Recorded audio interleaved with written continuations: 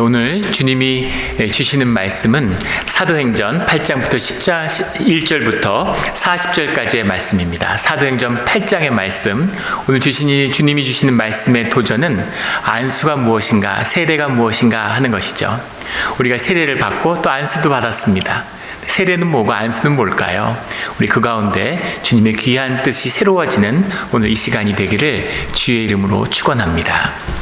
오늘 8절의 말씀은 지난 8장의 말씀은 7장의 말씀에서 이어지는 박해가 시작되고 있는 것이죠. 늘 박해가 시작되면 큰 은혜가 임하고, 큰 은혜가 있으면 또다시 박해와 시험이 닥치고, 이것이 복음의 역사고 생명의 역사다라는 것이 사도행전 전체를 흐르는 말씀의 흐름이죠. 그래서 고난을 피하면 섭리가 사라진다라고 하는 것이 이 사도행전 말씀의 흐름의 핵심입니다. 고난이 있는 곳에는 생명이 자라나요. 그런데 고난을 피하고 편안함, 안락함을 찾으면 주님이 나를 통해 역사하시는 섭리가 끝나게 됩니다. 그러면 아무것도 아닌 것이죠. 그래서 마귀는 반대로 우리의 편안함, 우리의 안락함, 이것을 삶의 목표로 두라고 우리를 속이는 것이죠.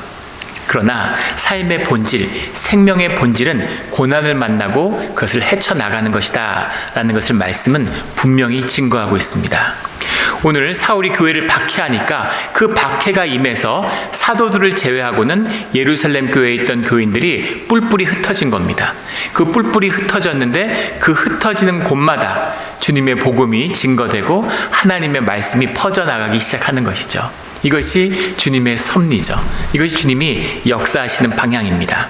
오늘 8장의 주인공은 빌립이죠. 우리 집사로 세움을 받은 예루살렘 교회 빌립인데 7장의 주인공이 스데반이었습니다. 그런데 스데반도 빌립도 모두 하나님의 영에 붙들려서 하나님의 사역, 하나님과 하나 된 그런 성령의 사역을 행하고 있다라는 사실을 말씀을 통해 볼 수 있는 거죠. 1세대의 사도들뿐 아니라 2세대에 세워진 이 빌립이나 스데반과 같은 2세대의 지도자들도 변함없는 성령의 사역자, 주님의 불과 함께하는 그런 말씀의 사역자들로 세움을 받았다라는 겁니다. 이것이 살아계신 주님이 함께하는 말씀의 역사죠. 그래서 왜 그러면 빌립과 스데반만 이렇게 중심 인물이 되고 나머지들은 뭘 했을까? 다른 사람들은 뭘 했을까요? 다른 사도들도 마찬가지죠. 베드로와 요한만 있는 게 아니죠. 모든 사람이 다 그런 사역들을, 이런 성령의 사역들을 행한 것입니다. 그런데 성경에 나타나는 하나 중요한 또 다른 법칙이 있죠. 대표성의 법칙이에요. 그 사역을 대표하는 사람의 이야기를 실은 겁니다. 누구든 상관없어요. 주님의 사역은 이런 것이다. 주님의 말씀은 이렇게 전파되어 나간다라는 걸 보여주고 있는 것이죠. 그래서 모든 사람이 비슷한 이야기들을 가지고 있는 겁니다. 주님의 말씀에 붙들리고 가는 곳에서 말씀을 전하고 박해를 받고 고난 가운데 그것을 이겨내는 것이죠. 그들 가운데 대표적인 이야기들을 싣고 있는 거예요. 그 시대의 초기 기독교의 교인들의 박해 어려움 가운데 살아가는 생명의 능력을, 말씀의 능력을 적고 있다라는 겁니다. 우리 이런 말씀의 사역이 오늘 우리에게 시작되기를 주의 이름으로 축원합니다. 그 빌립이 가서 사마리아 성에 내려가, 오늘 빌립이 사마리아 성에 내려가서 복음을 전한 이야기와 에티오피아로 내려가는 네시에게 말씀을 전한 이야기가 나오죠. 세례를 베푼 이야기가. 근데 둘 다 유대인의 관점에서 본다면 다 이방인들입니다. 빌립은 헬라파지만 유대인이에요. 유대의 교리를 알고 있는 사람들입니다. 그런데 주님의 복음이 임하고 그 말씀의 참뜻을 깨달으니까 이제는 회당 유대교의 율법에 연연하지 않는 거죠. 그 말씀에 자유함이 있기 때문에 가서 복음을 전파하는 겁니다. 사마리아 사람들과 예루살렘 사람들은 말도 섞지 않았다고 해요. 쳐다도 보지 않았다고 그러죠. 길에서 만나면 이제 돌아가는 겁니다. 그렇게 피하는데 그 사마리아 성에 가서 말씀을 증거하고 있는 거죠.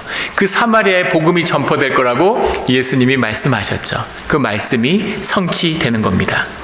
그 말씀을 전하니까 6절에 보면 한 마음으로 그가 하는 말을 따르더라.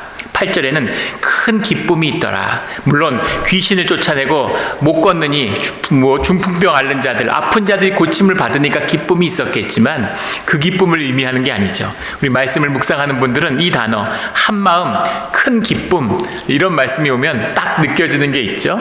생명의 코이노니아가 일어났구나. 사람들이 코이노니아가 이루어지는 이곳에 성령이 함께 하시는구나, 이곳에 교회가 임했구나 라는 걸 알 수 있는 겁니다. 예배당 세우고 예배 드린다고 큰 기쁨이 있습니까? 한 마음이 됩니까?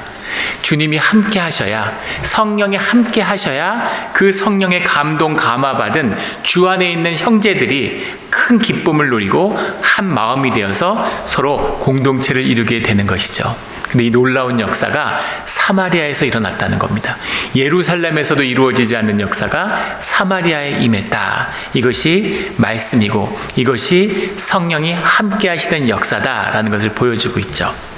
그리고 9절부터 25절까지 한 사건을 다루고 있는데, 이 사마리아 성에 있는 시몬이라는 사람이 있었다는 겁니다.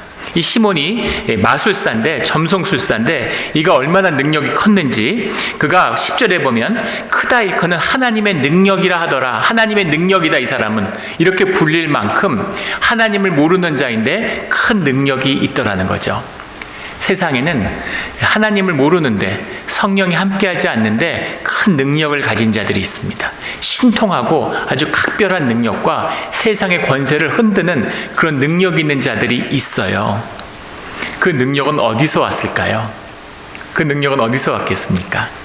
성령이 아니면 악령인 것이죠. 세상에 진공은 없습니다. 그래서 세상의 영, 세상의 공중의 권세를 잡은 짐승의 영을 받은 자들이 있어요.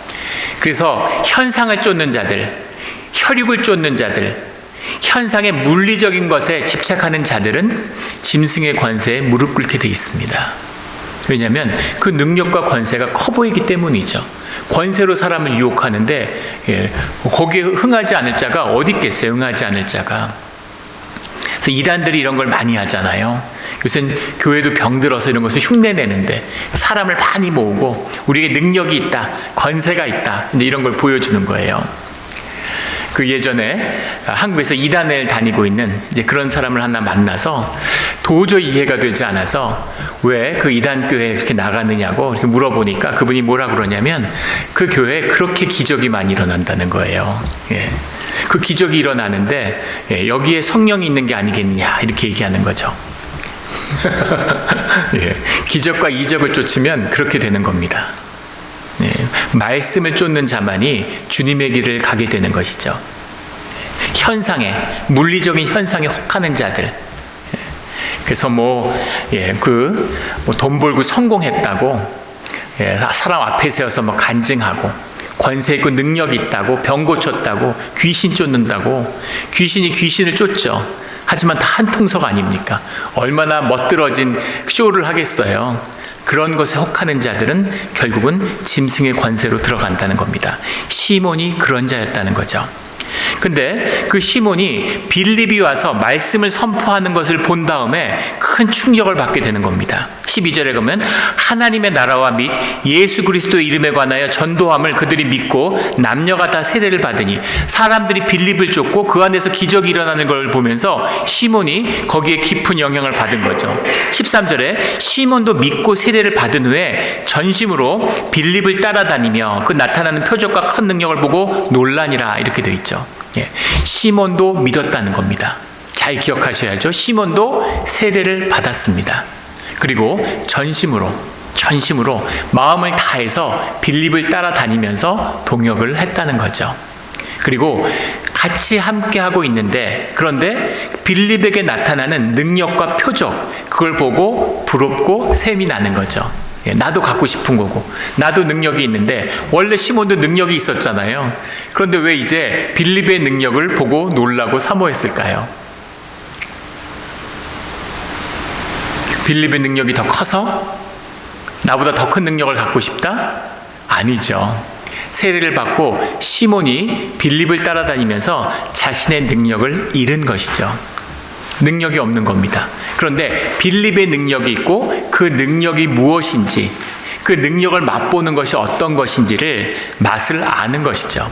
그래서 그 능력과 표적을 부러워하고 바라는 겁니다. 그 능력을 받고 싶고 그것을 바라고 있는데 16절에 이 베드로와 요한이 이 사마리아의 복음이 증거됐다는 말씀을 듣고 예루살렘에서 내려온 겁니다. 그 둘이 내려와 가지고 보니까 16절에 이는 아직 한 사람에게도 성령 내리신 일이 없고 오직 주 예수의 이름으로 세례만 받을 뿐이더라. 17절에 이에 두 사도가 그들에게 안수하며 성령을 받는지라 이렇게 되어 있죠. 베드로와 요한이 내려와서 안수하니까 성령이 임했다는 겁니다. 그런데 이 말씀이 굉장히 잘못 오용되는 경우가 많죠. 마치 베드로와 요한에 무슨 능력이 있어서 그 능력을 나누어 주는 것처럼 성령은 주님이십니다. 인격이신 분이에요. 물질이 아니죠. 나누어 줄 수 있는 게 아니에요. 성령이 임하는 게 안수를 통해서만 오는 것도 아닙니다. 모여서 함께 기도할 때 성령이 임하기도 하시고, 또 베드로가 말씀을 전할 때 베드로의 전서에 보면 말씀을 증거할 때 주님이 성령으로 임해서 성령 세례를 받기도 하죠. 그런데 이때는 두 사도가 안수를 할 때 안수를 통해서 성령 충만함이 임했다는 거죠. 그러면 세례는 뭐고 안수는 뭘까라는 것을 깊이 들여다볼 필요가 있습니다. 세례라고 하는 것은 물뿌림을 통해서 죄사함을 받고 주님과 연합하는 겁니다. 죄 씻음이라고 하는 의미는 에베소서 5장에 잘 나와 있고, 하나님과 연합의 의미는 로마서 6장에 잘 나와 있죠. 3절부터 5절까지의 말씀에 이 세례의 의미가 무엇인지 잘 나와 있습니다. 그런데 유대인들도 세례를 받았다는 거예요. 그 이방인이 유대인이 되면은 와서 이 할례를 받고 그 다음에 이 물에 가서 물에 씻음을 세례를 받고 세례를 받는 동안에 주님의 말씀을 읽어줌으로 유대인으로 들어오는 겁니다. 그런 예가 있었죠. 그런데 그 핵심은 무엇이냐면 하나님과 하나됨이에요. 하나님과 하나됨의 뜻을 마태복음 3장에서 예수님이 잘 보여주셨죠. 오늘 재정의 말씀에 나눈 마태복음 3장의 말씀입니다. 예수님이 오셔서 세례 요한에게 세례를 받으셨어요. 세례 요한이 당황했죠. 아니, 주님이 나한테 세례를 주셔야지 나한테 어떻게 주님이 세례를 받습니까? 그러자 모든 의를 이루기 위해서다라고 말씀하십니다. 그래서 예수님이 세례를 받을 때 하나님과 성령님과 예수님이 하나 되는 역사를 사람들에게 보여주셨죠. 믿는 자들에게. 그래서 세례의 의미가 하나됨이다라는 걸 보여줍니다. 또 세례의 의미는 주님 앞에 순종하는 것이다 라는 것을 보여주는 거죠. 내 삶을 꺾고 회개하고 주님 앞에 나왔는데, 회개라는 건 내 죄를 고백하고 용서받는다는 좁은 의미가 아니라 내가 이런 혈육의 삶을 뛰어넘어서 주님의 삶을 살겠다, 새로운 차원의 삶을 살겠다고 하는 믿음의 고백이고 결단이죠.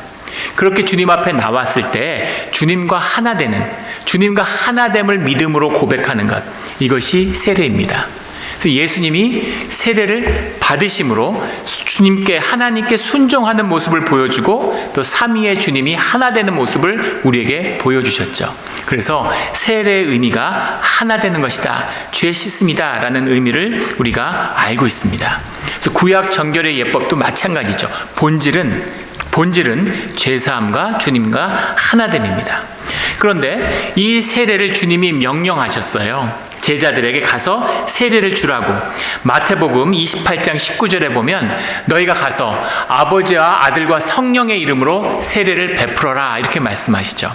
그래서 주님이 하신 명령입니다. 믿는 자들이 가서 세례를 베풀어야 돼. 세례 가운데 주님과 하나가 된다라고 말씀하셨습니다. 근데 우리가 봐야 될 중요한 게 하나 있는데, 예수님이 오셔서 세례를 받으셨어요. 그리고 세례를 주라고 명령하셨습니다. 그런데 예수님은 세례를 베풀지 않으셨다는 겁니다. 예수님은 세례를 베풀지 않으세요. 이건 뭘까요? 세례라고 하는 것은 주님과 나와 떨어져 있는데 주님 앞에 서지 못하고 주 안에서 주님 앞에 나아가겠다고 하는, 주님 앞에 서겠다고 하는 우리의 믿음의 고백이죠. 그런데 주님이 함께 하고 있는데, 주님이 우리와 하나가 돼 계시는데 주님이 우리에게 세례를 베푸실 이유는 없는 거죠. 이게 하나됨의 비밀입니다. 그래서 세례라고 하는 것은 은혜의 수단이고 믿음의 도구입니다. 그 동시에 언약의 상징이기도 하죠. 내가 주님과 언약을 맺고, 보이지 않는 주님과 내가 언약을 맺고 믿음으로 살겠습니다라는 언약을 맺는 거예요. 그런데 주님이 앞에 있는데, 주님이 함께하고 있는데, 옆에 연인이 있는데 그 앞에서 그 연애 편지 쓰지 않죠. 그런 것처럼 이 세례라고 하는 건 주님과 함께 할 때는 이미 함께 하는데 함께 하기 위한 단계일 뿐인 것이죠. 그런데 이 세례를 이해하는 또 다른 중요한 것 중에 하나는 이것을 공적인 어떤 고백의 의미로 이해하는 겁니다. 이 개혁 전통의 안에서도 유아 세례를 거부하는 분들이 있어요. 유아 세례를 거부하는 이유는 이 세례가 내가 주님의 삶을 살겠다고 하는 결단과 고백인데 내 인격과 의식이 성숙하지 못했는데 아기가 어떻게 세례를 받느냐라는 거죠. 맞습니다. 아기가 그렇게 할 수 없죠. 하지만 그 아이를 주님의 뜻에 따라 믿음으로 키우겠다고 하는 부모의 결단이죠. 그 세례 교육도 부모가 받는 거잖아요. 근데 그 가족이 하나예요. 그 가족이 하나됨이고 주님이 하나된 거죠. 우리가 예수님을 만났지만 성령님과 하나님과 주님이 하나이듯이 그 아이가 부모와 하나이기 때문에, 가족이기 때문에 주님 앞에 함께 나오는 겁니다. 이것이 세례의 참된 의미죠. 우리가 모더니즘의 세례를 받아서 근대에 사는 사람들은 인격이 내 자아가 난 줄 알아요. 내 자아가 없는데 내가 무슨 고백을 하느냐. 내 자아가 중요한 게 아닙니다. 우리의 심령이 중요한 것이죠. 그 심령은 주님이 주신 거예요. 그 구약에서도 아이를 8일 만에 할례하잖아요. 할례는 무슨 의미입니까? 난지 8일에 애가 뭘 한다고 할례를 해요. 나이 들어서 어른 돼서 자기의 결단으로 할례해야지 내 결단으로 하는 건 할례가 아닙니다. 주님의 결단으로 이루어지는 것, 그것이 참된 세례고 할례가 되는 것이죠. 마음의 할례, 마음의 고백이 세례의 중심이다라는 거죠. 안수라고 하는 것은 축복할 때, 성별할 때, 임직할 때, 헌신할 때, 이럴 때 우리가 안수의 기도를 하죠. 이 기독교의 중요한 상징적인 의식입니다. 시작은 레위기 16장에 나오는 제의자가 제물을 드릴 때 제물에게 안수하는 거예요. 내 죄를 그 제물에게 전가함으로 그 죄를 안고 희생 제물이 바쳐지는 겁니다. 똑같은 의미에서 그 죄와 분리될 때도 쓰이죠. 공동체가 그 공동체 가운데 주님을 거역한 자를 처단할 때 그 공동체 사람들이 손을 얹어요. 그래서 그 죄에서 분리되는 그런 의미이기도 하죠. 그 주님 안에서 이 안수라는 것은 굉장히 중요한 상징적인 의미가 있는 겁니다. 예수님의 이름으로 안수를 한다는 건 뭐냐면 우리의 죄를 위해서 희생제물이 되신 예수님과 내가 하나다라는 것을 표상하고 있는 거죠. 그래서 예수의 이름으로 안수를 주는 것입니다. 이 안수를 통해서 축복을 하기도, 병고침이 임하기도 하고, 이제 이런 성경에서 많은 일들이 있습니다. 또 모세가 여호수아에게 지도자의 권위를 위임할 때 또 안수를 하기도 하죠. 그래서 안수라고 하는 것이 무슨 그 손이나 의식의 의미가 아니라 그 상징성을 가지고 주님의 역사를 표상하는 것이다, 상징하는 것이다 라는 것을 알 수 있죠. 우리 제사장을 임명할 때, 지금도 목회자를 세울 때, 또 직분자를 세울 때 이제 안수하고 기도하잖아요. 그래서 지도자에 대한 은사와 부름에 대한 공동체의 확인, 주님의 안에서의 확정을 의미하는 거죠. 이것이 안수의 의미다라는 겁니다. 그런데 안수라는 것이 성령의 유일한 통로는 아니죠. 우리 앞에 나누었던 것처럼 성령이 임할 때는 여러 가지 방식으로 임할 수 있습니다. 근데 중요한 것은 오늘 안수를 통해서 성령이 임했다는 거예요. 왜? 베드로와 요한을 통해서, 빌립을 통해서 할 수도 있었을 텐데 왜 베드로와 요한이 내려와서 베드로와 요한이 안수할 때 성령님이 임하시는 그 역사를 이루신 것일까? 왜 그랬을까요? 이것을 물질적으로, 현상적으로 이용해가지고 또 무슨 예전에 그런 집회에 갔는데 성령을 받으라 그러고 마치 자기가 성령을 갖고 있는 걸 나눠주는 것처럼 그런 것도 하고 별 우스운 일들이 다 있죠. 그 얘기를 하려는 것이 아니라 예루살렘 교회와 사마리아의 교회가 하나라는 것을 보여주고 있는 겁니다.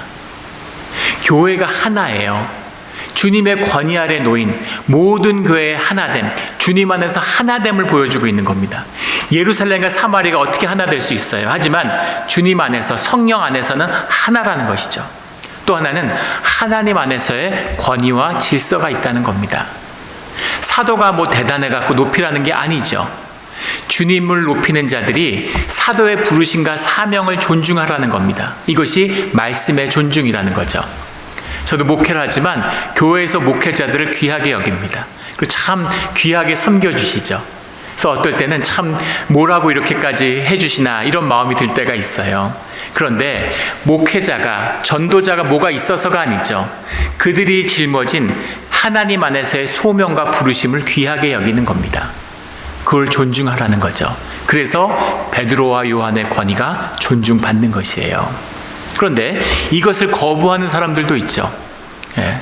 주님을 받고 복음의 자유함을 얻어가지고 나는 사람을 섬기지 않아. 내 위에는 주님밖에 없어. 내 위에는 아무도 없어. 믿음 좋다고 하는 분 중에서 이런 분들 만날 거예요. 하나님만 내 위에 있지, 아무도 내 위에 있지 않아. 난 하나님만 섬겨. 이것을 마귀라고 그러는 겁니다. 이게 마귀의 본질이에요. 마귀가 성전 꼭대기에 앉아서 예수님을 시험하는 역사가 그렇게 시작되는 겁니다. 누구의 권위 아래도 놓이지 않는, 결국 뭐예요? 내가 하나님이라는 얘기입니다.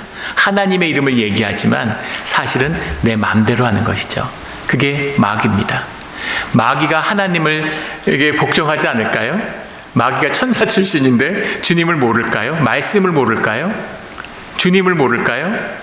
그런데 마귀는 주님의 뜻을 따르지 않고 인간을 섬기지 않고 하나님이 세운 인간의 질서 아래 놓이기를 거부하는 것이죠. 이것이 마귀입니다. 우리 믿음 가운데, 말씀 가운데서 이 마귀의 역사를 끊는 주님의 진정한 신앙의 자리에 서기를 주의 이름으로 축원합니다. 이것이 오늘 말씀의 중대한 뜻이죠. 그런데 이 시몬의 반응이 재미있어요. 이 안수를 통해서 성령이 임하는 것을 본 다음에 18절에 가면 돈을 들여 권능을 사고자 하는 거죠. 재밌잖아요. 시몬이 안수 세례를 받았어요. 그리고 전심으로 빌립을 따라다녔습니다. 그런데 사실 마음의 중심은 돈에 있는 거죠. 그래서 등가로 보는 겁니다. 현상의 사람이기 때문에 현상에 나타나는 능력, 성령을 받고 인격이 감화되고 내 삶이 변화되고 기쁨과 은혜 가운데 충만하게 살아가는 건 몰라요. 보이지 않으니까. 그런데 막 사람이 낫고 무슨 귀신을 쫓고 이런 걸 보니까 혹하는 거죠. 현상의 것이니까. 그걸 갖고 싶은데 현상의 돈을 가지고 그것을 등가로 교환할 수 있다고 생각하는 거죠. 그것을 물질로 보는 겁니다. 현상으로 보는 거죠. 이게 현상의 사람의 본질이에요. 현상의 사람은 무슨 소리를 하고 뭐가 어떻게 돼도 결국 결론은 돈입니다. 왜냐하면 현상의 모든 가치를 집약해 놓은 게, 갖다 붙여 놓은 게 돈이잖아요. 그래서 결국은 돈이 전부인 거예요. 이게 현상의 사람의 본질입니다. 은혜도 받았고 세례도 받고 교회 일도 열심히 했는데 결국 시몬의 중심은 돈인 거죠. 그 돈을 주고 사겠다 이러니까 20절에 베드로가 이르되 내가 하나님의 선물을 돈 주고 살 줄로 생각하였으니 내 은과 내가 함께 망할지어다. 이건 거의 저주죠. 너는 망한다. 21절에는 내 마음이 바르지 못하니 이렇게 얘기하고 22절에 가면 이 악함을 회개하고 마음에 품은 것을 사하여 주셔라. 네가 이 악함을 회개해라 이렇게 얘기합니다. 23절에 가면 내가 보니 너는 악독이 가득하여 불의의 메인바 되었도다. 왜 웃음이 나왔냐면 베드로가 비슷한 일을 당한 적이 있죠. 우리 마태복음 16장 21절에서 23절의 말씀에 보면 예수님이 십자가의 복음을 얘기합니다. 이때로부터 예수 그리스도께서 자기가 예루살렘에 올라가 고난을 받고 죽임을 당하고 제3일에 살아나야 할 것을 십자가의 죽음을 말씀하기 시작하신 거예요. 그러자 22절에 베드로가 어떻게 반응하냐면 예수를 붙들고 향변하여 이르되 주여 그리 마옵소서 이 일이 결코 주께 미치지 아니하리이다. 베드로가 진심이었겠죠. 예수님이 죽기를 원하지 않는 겁니다. 그래서 주님 그러지 마십시오. 십자가는 안 됩니다. 그리고 예수님을 붙잡은 거죠. 그러자 23절에 예수께서 돌이키시며 베드로에게 이르시되 사단아 내 뒤로 물러가라. 너는 나를 넘어지게 하는 자로다. 예수님도 이런 모습을 보이시다니 극대노하신 거죠. 그래서 베드로한테 이 사단아 이렇게 얘기를 해요. 이 말씀을 처음 읽었을 때는 아니 예수님 참 제자고 형제고 그렇게 따뜻하게 사랑의 말씀을 주실 때는 언제고, 그리고 베드로의 마음을 모르는 것도 아닐 텐데 예수님 그렇게 죽으시면 안 됩니다. 십자가라뇨. 말도 안 됩니다. 어떻게 십자가에 죽으실 수가 있습니까? 그 마음을 알 텐데 이 사단아 물러가라. 어떻게 제자 보고 사단이라고 그러나 어떻게 이렇게 심한 말을 하실까, 모진 말씀을 하실까. 이게 굉장히 충격이었어요.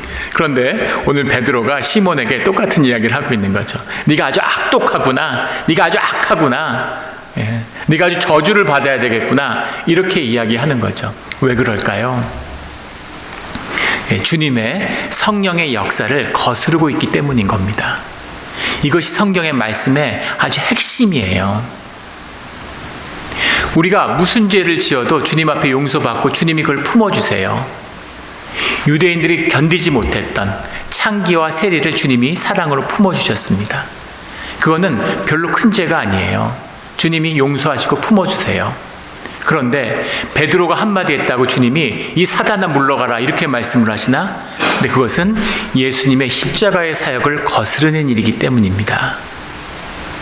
주님을 거스리는 것, 성령을 거스리는 것, 십자가를 거스리는 것은 용서받을 수가 없어요. 주님이 용서의 주체인데, 주님을 거스르는데, 주님을 패하는데 어디서 무엇을 이룰 수 있겠습니까? 그러니까 모든 소망이 끊어지는 가장 나쁜 것이 주님의 사역을 거스르는 겁니다. 성령의 사역을 패하는 것이에요. 만약에 사도가 요한이 돈에 혹해서 돈을 받고 이 권위를 팔았다면 어떻게 되겠어요? 사도와 요한은 어떤 일이 있어도 용서받을 수 없는 겁니다. 예수님의 말씀이죠. 무슨 죄도 질 수 있어. 하지만 지옥에 가서는 안 된다. 이런 말씀이죠. 구원의 소망, 그것을 마음에 품어야 된다. 그 구원의 소망이 주님의 십자가고 성령의 역사의 본질인 겁니다. 그래서 주님이 이렇게까지 심하게 말씀하시는 거죠. 그 말씀이 바로 세워져야지. 말씀이 소망이 되고 희망이 된다는 그 비밀을 이 에티오피아의 네시에기가 전하고 있죠. 주님의 말씀을 읽어요. 에티오피아의 네시라고 나오지만 귀족이죠. 예루살렘을 방문하고, 에티오피아는 솔로몬 때부터 야훼 신앙이 전파된 곳입니다. 그러니까 말씀을 알고 있죠. 그리고 이 네시가 이사야의 말씀을 읽고 있어요. 말씀을 읽고 있는데 30절에 보면 빌립이 읽는 것을 깨닫느냐 이렇게 물어보죠. 그 말씀의 뜻을 아느냐라고 묻는 겁니다. 그런데 알질 못하죠. 근데 그 말씀의 뜻을 접한 다음에는 그가 세례를 받는 겁니다. 그러자 39절에 보면 둘이 물러에서 올라올 때 주의 영이 빌립을 이끌어 간지라 내시는 기쁘게 길을 가므로 그를 다시 보지 못하니라. 잠깐 그 순간의 만남이지만 말씀 가운데서 주님의 성령 안에서 만나서 기쁨과 성령으로 충만해지는 거죠. 이것이 말씀의 비밀입니다. 성령의 비밀이고 생명의 비밀이고 코이노니아의 비밀이고 교회의 비밀이죠. 이 말씀을 깨달아야 되는 거죠. 회개하고 말씀의 정결을 이루고 코이노니아가 임하는 그곳에 말씀을 깨닫고 말씀이 열리고 말씀이 능력이 되는 거예요. 말씀이 능력인 것을 아는 자는 말씀으로 살아가게 되는 겁니다. 그 말씀을 받고자 우리가 공동체의 교회를 세우고 예배 가운데 살아가고 있는 겁니다. 이 말씀의 비밀이 고난과 시련 가운데 우리의 삶에서 열려서 그 말씀의 뜻을 깨달아 아는 그런 우리의 신앙의 길이 되기를 예수 그리스도 이름으로 축원합니다. 아멘.